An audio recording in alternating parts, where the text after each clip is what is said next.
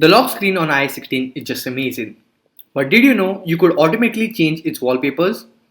It's just a small step. And if you do not know, I'll show you how to set it up. To set it up, press and hold on your lock screen.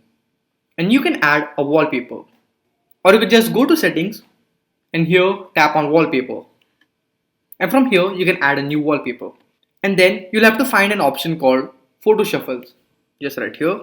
So just tap on that. And just select the multiple images you want to add as your wallpaper.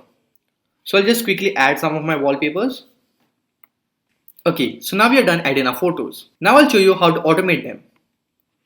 So at the right bottom corner, you'll see a circle with 3 dots.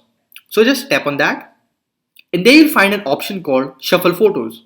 So you can just tap on that and 4 options will pop up.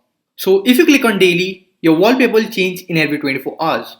So next is hourly. As the name says, it will change your wallpaper in every hour.